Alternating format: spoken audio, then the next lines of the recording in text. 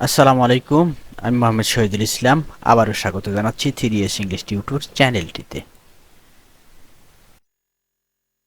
চ্যানেলটির আজকের ক্লাসে আলোচনা করব ভয়েস সম্পর্কে। ইংরেজি ব্যাকরণের সবচেয়ে গুরুত্বপূর্ণ বিষয় হচ্ছে ভয়েস। এই ভয়েস পরিবর্তন সম্পর্কে বিস্তারিত আলোচনা হবে কয়েকটি পর্বে। প্রথম পর্বে তোমাদের সবাইকে স্বাগত জানাচ্ছি। প্রথম পর্বে আমরা আলোচনা করব ভয়েস কাকে বলে, কত প্রকার, কি কি, প্রত্যেক প্রকারের উদাহরণ সহকারে বিস্তারিত আলোচনা করব। চলো কথা না বেরিয়ে চলে যাই আজকের আলোচনায়। ভয়েস হচ্ছে ক্রিয়ার প্রকাশভঙ্গি, যার মাধ্যমে বোঝা যায় যে কোনো বাক্যের সাবজেক্ট কাজটি নিজে করেছে নাকি অন্য কাউকে দিয়ে করানো হয়েছে।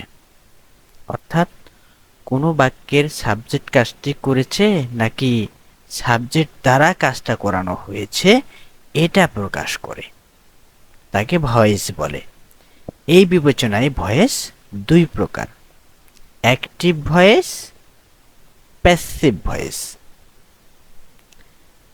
অ্যাক্টিভ ভয়েস হচ্ছে যে সেন্টেন্স এ সাবজেক্ট নিজে সক্রিয়ভাবে কাজটি করে সেই সেন্টেন্স এর ভার্বের অ্যাক্টিভ ভয়েস হয়।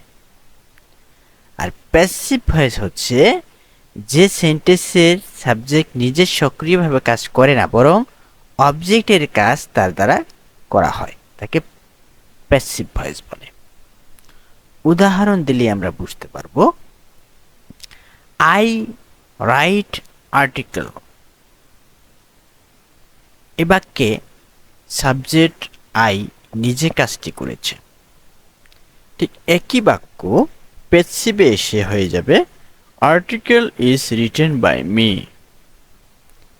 এ বাক্যে অবজেক্টটি, আর্টিকেলটা অবজেক্ট ছিল না, এই অবজেক্টটি সাবজেক্ট দ্বারাই কাজটা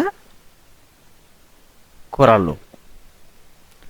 তাহলে যে বাক্যে সাবজেক্ট নিজে সক্রিয়ভাবে কাজটি করবে সেটা হলো অ্যাক্টিভ ভয়েস, আর যে বাক্যে অবজেক্ট এর কাজটি সাবজেক্ট দ্বারা করানো হবে সেটা হলো প্যাসিভ ভয়েস। তাহলে আমরা আরও একটি উদাহরণ দেই। He played the game. এ বাক্যে হি সাবজেক্ট নিজে কাজটি সম্পূর্ণ করেছে, অর্থাৎ নিজে খেলেছে। আর ঠিক একই বাক্য প্যাসিভে এসে অবজেক্টটি, মানে অ্যাক্টিভ ভয়েসে যেটা অবজেক্ট ছিল, এই অবজেক্টটি সাবজেক্ট হয়ে সাবজেক্টের দ্বারাই তার কাজটা করিয়ে নিয়েছে। মধ্য কথা হলো যে বাক্যে সাবজেক্ট সরাসরি নিজে সক্রিয়ভাবে কাজ করবে সেটা হলো অ্যাক্টিভ ভয়েস, আর যে বাক্যে অবজেক্ট সাবজেক্ট দ্বারা কাজ করিয়ে নেবে সেটা হলো প্যাসিভ ভয়েস। আশা করি বুঝতে পেরেছি। এ পর্যায়ে আমরা শিখব কিভাবে একটি অ্যাক্টিভ বাক্যকে প্যাসিভ করব। আমরা একটা অ্যাক্টিভ বাক্যকে কিভাবে প্যাসিভ বানাবো সেই বিষয়ে কিছু নিয়মকানুন আমরা জেনে নেব আজকে।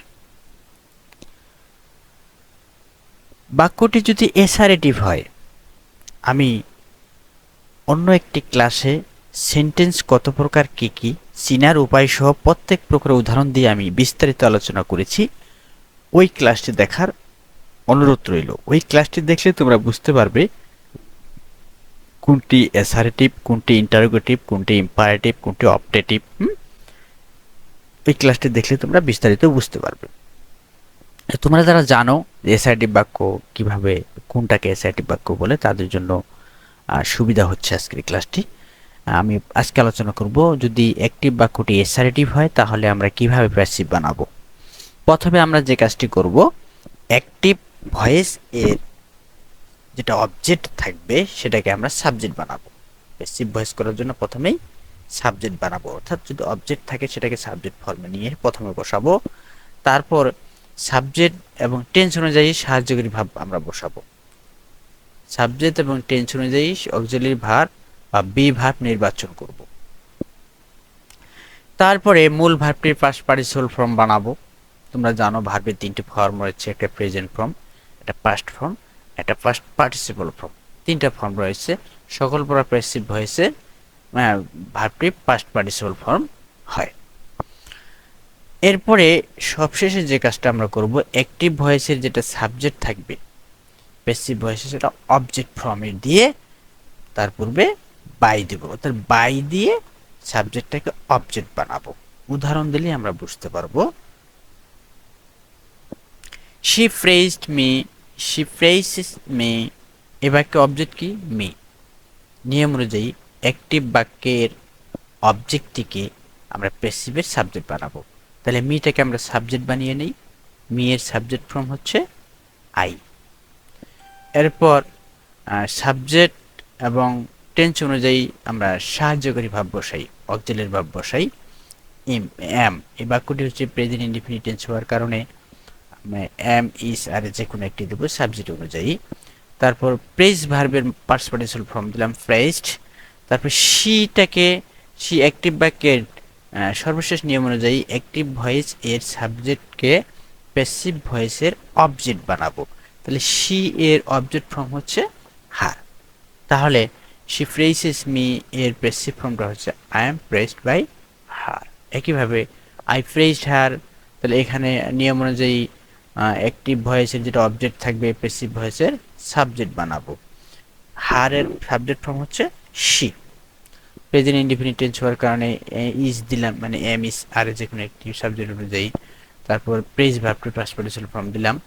আই যেহেতু অ্যাক্টিভ ভয়েসের সর্বশেষ নিয়ম অনুযায়ী অ্যাক্টিভ ভয়েসের সাবজেক্ট, প্যাসিভ ভয়েসের অবজেক্ট হবে, তার পূর্বে বাই প্রিপোজিশন দেব। ঠিক একইভাবে শি হ্যাড প্রেজড মি, এই বাক্যের অবজেক্টটাকে আমরা সাবজেক্ট বানালাম। হ্যাড থাকলে হ্যাড বিন দিব, মূল ভারে পাস্ট পার্টিসিপল ফর্ম দেব, এবং শি এর অবজেক্ট ফর্ম হার দিয়ে তার পূর্বে বাই দিব। এখন কথা হলো, মোটামুটি আমরা 1 নম্বর কথাটাও বুঝছি, 3 নাম্বারটাও বুঝতে পারছি, 4 নাম্বারটাও বুঝতে পারছি। এখন কথা হলো সাবজেক্ট এবং টেন্স অনুযায়ী অক্সিলারি ভার্ব বা বি ভার্ব বা সাহায্যকারী ভার্ব আমরা কিভাবে নির্বাচন করব, এটাই হচ্ছে আজকের বিষয়, যেটা আমরা পরিষ্কারভাবে বুঝতে পারিনি। পরবর্তী পর্বে, পরের পর্বে আমরা সাবজেক্ট এবং টেন্স অনুযায়ী কিভাবে অক্সিলারি ভার্ব, সাহায্যকারী ভার্ব, বি ভার্বকে আমরা নির্বাচন করব, এই বিষয়টা একদম বিস্তারিত সুন্দরভাবে আলোচনা করা হবে। সেই ক্লাসটি দেখার আমন্ত্রণ রইল। সেই সাথে ওই ক্লাসে আলোচনা করা হবে ইন্টারোগেটিভ বাক্যকে কিভাবে প্যাসিভ বানাবো, একটা ইন্টারোগেটিভ অ্যাক্টিভ বাক্যকে কিভাবে আমরা প্যাসিভ বানাবো। সেই ক্লাসটি দেখার আমন্ত্রণ রইল। সবাইকে ধন্যবাদ জানাচ্ছি। এখনও যারা আমার চ্যানেলটি সাবস্ক্রাইব করোনি বা আমার পেজটিতে ফলো দাওনি, আমার চ্যানেলটিতে সাবস্ক্রাইব করার জন্য, পেজটিতে ফলো দেওয়ার জন্য অনুরোধ করছি, যাতে করে পরবর্তী ক্লাসগুলো, পরবর্তী পর্বগুলো সরাসরি আপলোড করার সাথে সাথে তোমরা পেয়ে যাও। ধন্যবাদ। Thank you very much.